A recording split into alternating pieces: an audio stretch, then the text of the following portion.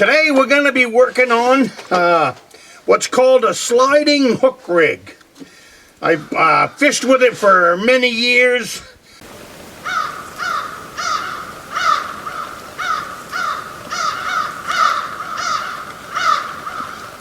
Good afternoon. My name is Tom. I come to you from the Rustic log cabin in Northern Maine. Welcome to my cabin today. Get yourself a cup of coffee. Today we're going to be working on the sliding hook rig. I use it for trout fishing. I use it for salmon fishing. You could use it for anything as far as that goes. But it's for bait fishing. If you're going to be using some kind of bait, could be live bait, could be dead bait. Anything you can put on a hook you can use. I fish with big suckers for lake trout, and I fish with very small smelts for salmon fishing. So the sliding hook rig is perfect for that kind of application. Good afternoon. My name is Tom. I come to you from the Rustic log cabin in Northern Maine. Welcome to my cabin today. We're getting ready for trout fishing season.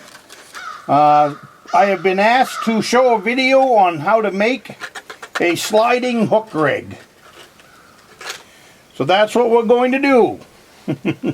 Now these are building for lake trout. This is a size number 2 mustard hook, treble hook.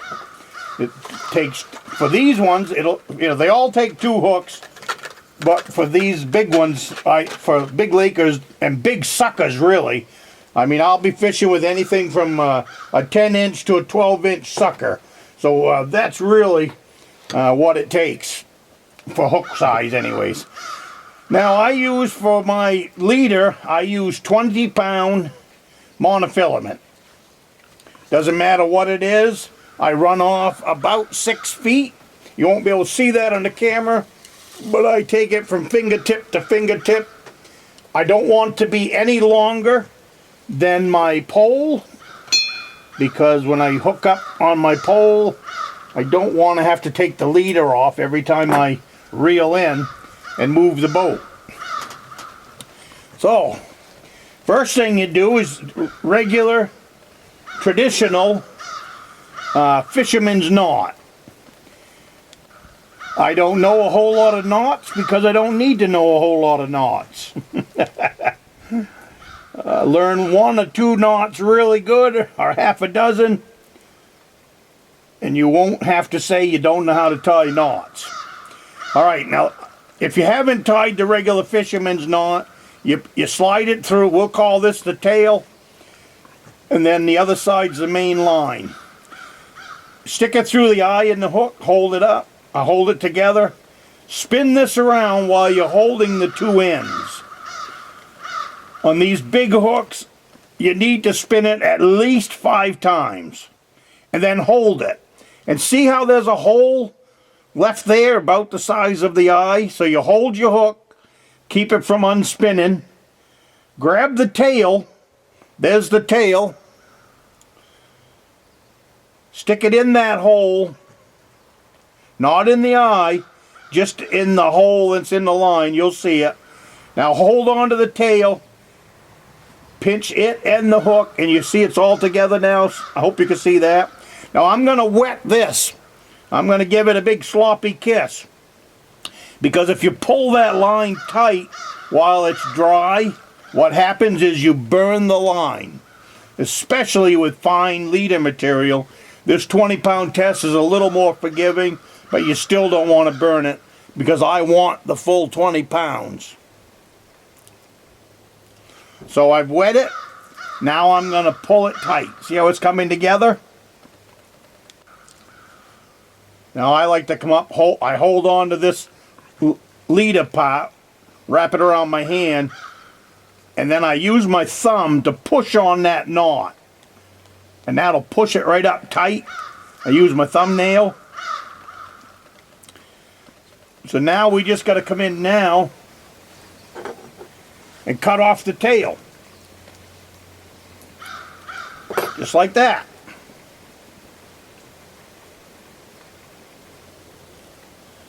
I like to give everything a good pull afterwards. Make sure we're all on good.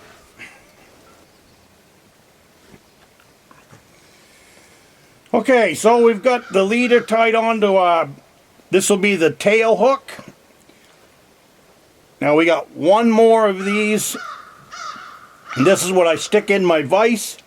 This is a regular fly tying vise. You can use any kind of a vise. Anything that you can get that'll hold the hook still, that's all. So now you take this leader in, the other end of the long end of the leader, push it through the eye of the hook, and then just pull it up. Watch out you don't get hooked in the back. Here comes a hook coming up behind us. Just leave it lay there. Now this right here is just a copper wire. I don't know where you'll get it. I've had this for 25 years. I got it in a lawn sale. This is electrical wire for rebuilding a electric motor, like what's on a wash machine or anything like that. Those older electric motors. I'm going to cut off about 6 inches of it. I have a small pair of dikes that I use. All this stuff I keep in my boat. Alright, so now you've got the long end coming out, and you got the tail hook. You just want to start wrapping this around this hook. Start at the eye, and you're just going to wrap it around.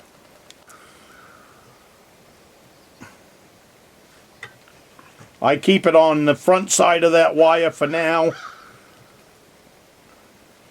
And that's just to get it so it'll stay there. You're not tying it on or anything. And then you're just going to take the rest of this piece of copper wire and just spin it around the shank of that hook, pinching the monofilament between the copper wire and the shank of the hook. You can use your thumbnail to pull it up tight, and that's all there is to it. After a while, the barbs get in the way. Now, if you see, now, you pull on this line, and look what happens.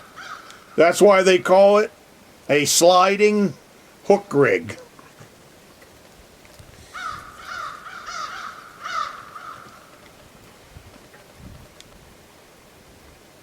They're easy to make. It's right out of, basically, once you get that copper wire, it's right out of your tackle box. Now on the other end, all I do is I tie just a loop back here, regular fisherman's loop, for putting in my, it's basically, you take the line, make a loop, spin it around, and then push the end of that loop right up through. I like to push it up at least twice. Just keep bending it over, push it up through. Got it. It's 20-pound test, so I'm going to need a bigger loop. So you got a loop, so push it right up in that loop. Like I said, at least twice. And what I do, again here, I wet it before I pull it up tight. There, you see? You got a loop.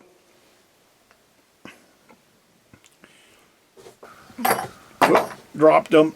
Take your dikes, so take a pair of fingernail clippers, cut the tail off.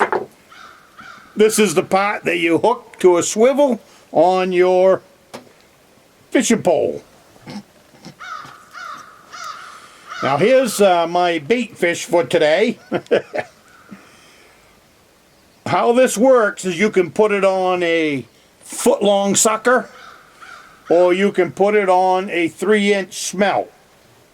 Now these are big hooks, So obviously these ones are going to go on a 10 to a 12-inch sucker. Here's my bait fish. Take the front hook first, put it in underneath the jaw of the fish, and push it up through the top of the jaw. Hold on to the front hook, and then pull the back hook back to the tail area, and then stick it through the fish. And that's why it's called a sliding hook rig, because you can put it on any size bait fish. And now this is ready to go. You control that on the bottom, or you control it, you know, just under the surface. Whatever you want to do, you can. That's your bait hook. So that's for the big ones. When I am fishing for salmon, I have two other sizes. This is a number 8 treble hook, and this is a number 6 treble hook. These are also good for salmon fishing. Good rugged hook. If you're getting into some big salmon, you're going to want something that's got a little bit of beef to it. Have a sip of coffee with me, and now I'm going to sit here. Oh yeah, and I'll tell you how I take care of them too. How I take care of these even when you're done fishing with them, at the end of the day or the end of the trip. You slide these hooks together, pinch them between 2 fingers, and then just wrap the whole thing right around your fingers. And then you stick it in some kind of a container. Now what I'm going to do today, I'm going to sit here and I'm going to fill this container. Each one of these got a little square hole. So I'm just going to stick the whole thing right down in there. And when I am finished, I will have whatever's in here, a dozen of them I guess. They will come apart when you're fishing for salmon and some of these lake trout. It's the front hook, and what it is their teeth pull on this piece of copper. But it's not a big deal. Save your hooks. Cut everything away. Save your hooks. Put them in your tackle box. Come back here and make some new ones using the same hooks. So until your hooks are completely destroyed, it's a done, you know, you can just keep using them. So anyways, have coffee. I will see you in the next video.